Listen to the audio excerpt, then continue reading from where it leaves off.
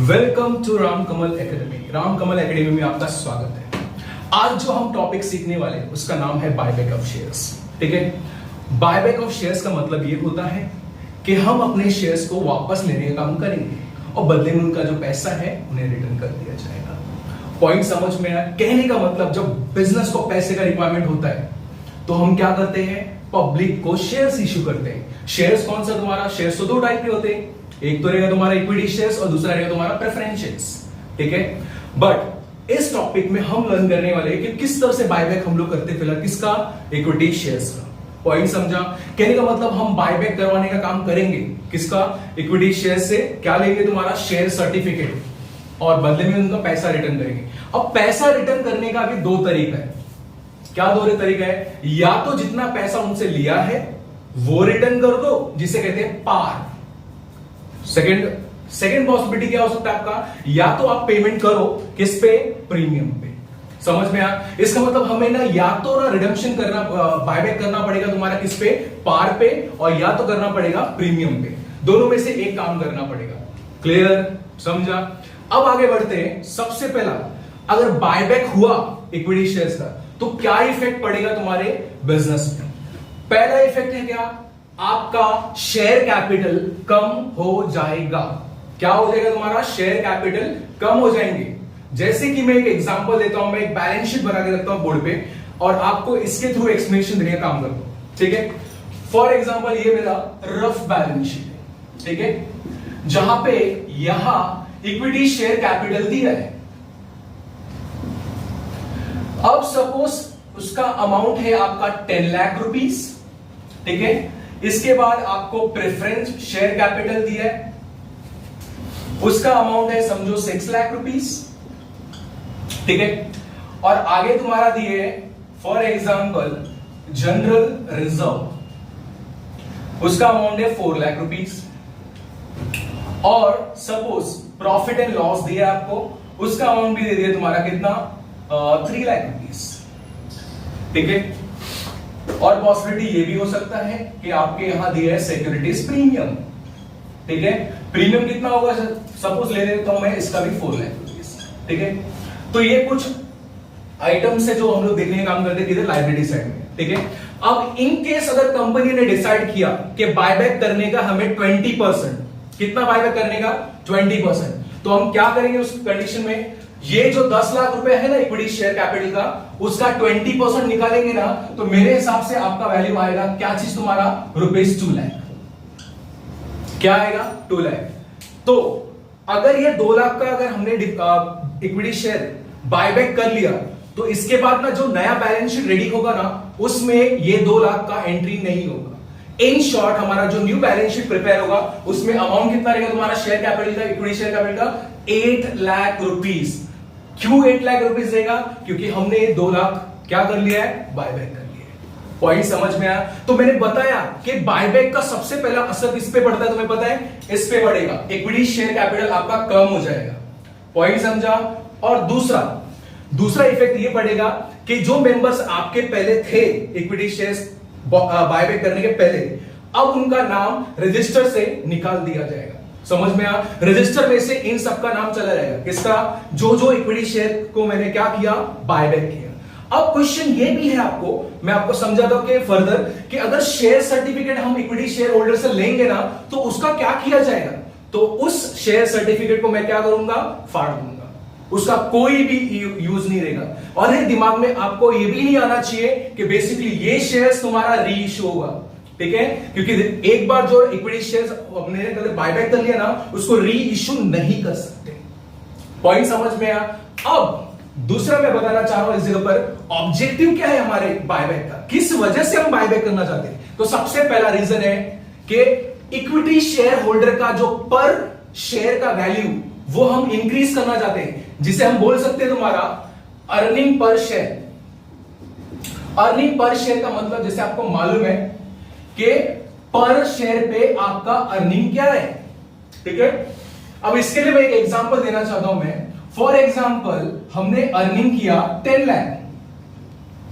10 लाख नहीं बोलता हूं, ये जगह पे मैं 1 लाख ले लेता हूं। ठीक है, तो 1 लाख मेरे पास पहले कितने शेयर्स थे? 1000 थे। कितने थे? 1000, तो 1000 करने का काम करूं तो मुझे पता चलेगा ईपीएस क्या है मेरा 100 है। इसका मतलब एक शेयर्स पे मैं कितना कमाने का काम कर रहा हूं 100। तो अगर मैंने बायबैक कर दिया, ठीक है, अगर सपोज मैंने बायबैक कर दिया, ठीक है, कितना बायबैक किया 20%, तो 1000 का 20% निकालोगे ना आपको वैल्यू आएगा 800, ठीक है।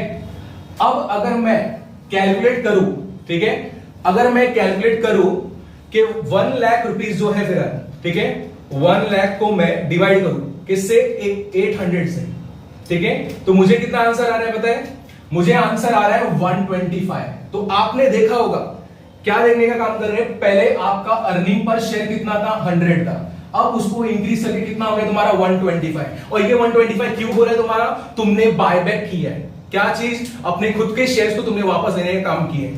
पॉइंट समझा। दूसरी बात, दूसरा ऑब्जेक्टिव क्या हो सकता है, हमारे पास काफी हद तक एक्सेस कैपिटल है जिसका हम यूज करना चाहते हैं, किस चीज के लिए, अपने बायबैक करने के लिए। हमारे पास एक्सेस कैपिटल रहेगा ना, तभी तो हम डिसीजन लेने का काम कर रहे हैं कि हम बायबैक करेंगे। और इवन हमारे बिजनेस में ना आइडल कैश भी पड़ा रहेगा, और वो आइडल कैश का यूज हम करेंगे किस चीज के लिए, तुम्हारा बायबैक के लिए। पॉइंट समझ में आया। तो मैंने अभी तक मैं आपको क्या बताया, 3 चीज बताने का काम किया। पहला मैंने बताया मीनिंग क्या बताने का काम किया कि बायबैक ऑफ शेयर्स का मतलब क्या होता है, अपने शेयर्स को वापस लेने का काम करना और वो शेयर सर्टिफिकेट को कैंसिल करना, मींस फाड़ देने का काम करना। दूसरा मैंने आपको बताने का काम किया क्या चीज, तुम्हारा क्या इफेक्ट हो सकता है हमारे बिजनेस में। पहला हमारा इफेक्ट क्या होगा तुम्हारे इसके अंदर, आपका शेयर कैपिटल रिड्यूस हो जाएगा। दूसरा मैंने क्या बोला कि रजिस्टर जो है मेंबर लोग का, इसका मतलब शेयर होल्डर का जो रजिस्टर है उसमें से उनका नाम कैंसिल कर दिया जाएगा। पॉइंट समझा। तो कैंसिल करने का मतलब वो हमारे शेयर होल्डर आज के बाद नहीं है। पॉइंट समझ में आया। तीसरा मैंने आपको बताने का काम किया कि क्या ऑब्जेक्टिव है हमारा बायबैक करने का, रीजन क्या बायबैक करने का काम करना। तो मैंने पहले बताने का काम किया कि आपका ईपीएस बढ़ सकता है अगर आपने बायबैक कर दिया, ठीक है। दूसरा मैंने क्या बोला, आपके पास जो कैपिटल है तुम्हारे पास, तो वो चीज हम लोग यूटिलाइज कर सकते हैं किस चीज के लिए, बायबैक के लिए। और या हमारे पास आइडल कैश पड़ा है तो यार यूटिलाइज कर लेना फिर, किसके लिए, तुम्हारा बायबैक के लिए। पॉइंट समझ में आया। अब मैं फर्दर आपको कुछ बताना चाहता हूं, कंडीशन क्या है, किस कंडीशन पे हमारा बायबैक हो सकता है। तो पहला कंडीशन है, सबसे पहला अब उस शेयर्स का बायबैक कर सकते हैं जो फुल्ली पेड अप रहेगा, पार्टली पेड अप का बायबैक नहीं होता है। पॉइंट समझ में आया। तो पहला पॉइंट आपको क्लियर हो गया होगा शायद से कि हम लोग को जो बायबैक करने का काम करना है ना, वो तुम्हारा फुल्ली पेड अप शेयर होना चाहिए, पार्टली पेड अप नहीं होना चाहिए। और दूसरा वेरी इंपॉर्टेंट, ये बहुत इंपॉर्टेंट पॉइंट है तुम्हारा, पोस्ट बायबैक, इसका मतलब बायबैक करने के बाद आपका डेब्ट इक्विटी रेशियो 2:1 के रेशियो में होना चाहिए, या तो उससे कम या तो उससे ज्यादा नहीं होना चाहिए। डेब्ट इक्विटी का मतलब देखो, ये जो हमारा डेब्ट इज इक्वल टू तुम्हारा इज टू इक्विटी है ना, इसका रेशियो 2:1 एक्सेप्टेबल है, इसके ऊपर नहीं जाना चाहिए। कहने का मतलब आपका डेब्ट डबल होगा एज कंपेयर टू तुम्हारा पेड अप इक्विटी। पॉइंट समझ में आ। अब पेड अप इक्विटी का मतलब क्या बोलेगा, क्या काम करो तुम्हें पता है क्या, ये आपका इक्विटी शेयर कैपिटल प्लस इसके साथ रिजर्व्स, इन दोनों का जो वैल्यूज रहेगा, फिर इन दोनों का जो भी वैल्यूज रहेगा वो उससे डबल ये रहना चाहिए तुम्हारा डेब्ट, ठीक है। ये रेशियो आपको ध्यान में रखना पड़ेगा, मेंटेन करना पड़ेगा कि आपका जो भी है इसका शेयर 2:1 में होना चाहिए, ठीक है, उसको एक्सीड नहीं करना चाहिए। क्लियर है पॉइंट तुम्हारा। तो ये 2 कंडीशन मैं आपको बता रहा हूं। पहला कंडीशन है कि फुल्ली पेड अप होना चाहिए आपका क्या चीज, तुम्हारा शेयर्स, तभी हम लोग उसको बायबैक कर सकते हैं। और दूसरा क्या है तुम्हारा इसमें, दूसरा मैंने बताया डेब्ट इक्विटी का रेशियो क्या रहेगा तुम्हारा 2:1 रहेगा। क्लियर है पॉइंट। ये आपका कंडीशन है, ठीक है। अब मैं ये कंडीशन को हटाने का काम करता हूं, फर्दर मैं आपको बताने का काम कर रहा हूं क्या चीज तुम्हें पता है। अब हम लोग डिस्कस करेंगे ना कि क्या सोर्स है, किसके द्वारा हमें बायबैक करना पड़ेगा। इसका मतलब कंपनीज एक्ट 2013 में क्या लिखा गया है तुम्हारा इसके अंदर कि क्या सोर्स है तुम्हारा किसको बायबैक करने का। तो हमारे पास जो सोर्स है, सोर्सेस ऑफ बायबैक, तो सबसे पहला हमारे पास सोर्स क्या है कि हमें चेक करना पड़ेगा क्या हमारे पास फ्री रिजर्व्स है। पहला देखना पड़ेगा फ्री रिजर्व है क्या नहीं हमारे पास। अब फ्री रिजर्व का मतलब आप बोलोगे कैसे, क्या मीनिंग है, तो मैं आपको बता दूं, फ्री रिजर्व का मतलब होता है आपका डिविजिबल प्रॉफिट। अब बोलोगे डिविजिबल प्रॉपर्टी मतलब जो प्रॉफिट हम एक दूसरे में बांटना चाहते हैं। इन शॉर्ट में बोलूं आपको, जो प्रॉफिट हमारे पास अवेलेबल है ना डिविडेंड के लिए, डिविडेंड के लिए हम लोगों ने जो प्रॉफिट करने का काम किया वो प्रॉफिट के बारे में बात कर रहा हूं। और मैं आपको एग्जांपल दे रहा हूं, ये जगह पर समझने का काम करना। फ्री रिजर्व्स में हम ले सकते हैं किसको, तुम्हें पता है, जनरल रिजर्व को,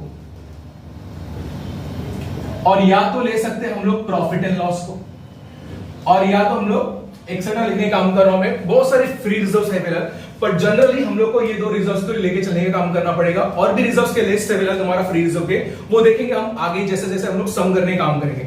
अब दूसरा, फ्री रिजर्व्स के बाद आपके पास अथॉरिटी है कि अगर आपका फ्री रिजर्व्स टोटली आपने यूज कर दिया है, ठीक है, तो आप इसके पास जा सकते हो। कौन सा तुम्हारा, सिक्योरिटीज प्रीमियम का हम यूटिलाइज कर सकते हैं, ठीक है। ये भी बायबैक में हम लोग यूटिलाइज कर सकते हैं after using all the free reserves.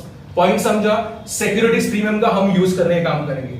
अब इन केस अगर ये दोनों से भी हमारा बायबैक कंप्लीट नहीं हो रहा है, तो हमारे पास तीसरा ऑप्शन दिया गया है। क्या चीज तुम्हें पता है, कि हम फ्रेश इश्यू करें। फ्रेश इश्यू किसका करोगे तुम्हें पता है, फ्रेश इश्यू करोगे आप प्रेफरेंस शेयर्स का, ठीक है। किसका इश्यू करोगे, तुम्हारा प्रेफरेंस शेयर्स। और एक बात ध्यान देने का काम करना, अगर हम बायबैक करते हैं ना इक्विटी शेयर्स का, तो फ्रेश इशू इक्विटी शेयर्स का नहीं हो सकता। फ्रेश इशू में सिर्फ एक ही आएगा, वो है तुम्हारा प्रेफरेंस शेयर्स। प्रेफरेंस शेयर्स का ना आपको क्या करना पड़ेगा, न्यू इशू करना पड़ेगा, और बदले में जो पैसा मिलेगा इसको यूज करके हम लोग क्या कर सकते हैं, बायबैक कर सकते हैं। तो इन शॉर्ट मैंने आपको दो चीज और बताया। कंडीशन क्या बताया मैंने, पहला कंडीशन ये है कि आपका शेयर्स क्या होना चाहिए, फुल्ली पेड अप। किसके लिए, बायबैक के लिए, ठीक है। पार्टली पेड अप को हम लोग इधर इंपॉर्टेंस देने का काम नहीं करेंगे। दूसरा मैंने आपको बताने का काम किया कि डेप्थ और इक्विटी का रेशियो तुम्हारा क्या होना चाहिए, 2:1 होना चाहिए। क्लियर है पॉइंट तुम्हारा, क्योंकि ये पोस्ट बायबैक के बाद इसका रेशियो चेंज नहीं होना चाहिए, ये हमको इतना ध्यान देने का काम करना है। क्लियर। इसके बाद मैंने बताया आपको सोर्सेस क्या है बायबैक करना है, किस द्वारा कैसे करेंगे तुम्हारा बायबैक। तो आप पहले फ्री रिजर्व का यूज करोगे। फ्री रिजर्व अगर पूरा कंप्लीट हम लोग यूटिलाइज कर लिए तो हमको ये सब देखने की जरूरत नहीं है। बट अगर फ्री रिजर्व्स कम पड़ रहे ना, तो we will use this securities premium also. Point समझा, सिक्योरिटीज प्रीमियम का यूटिलाइज करेंगे।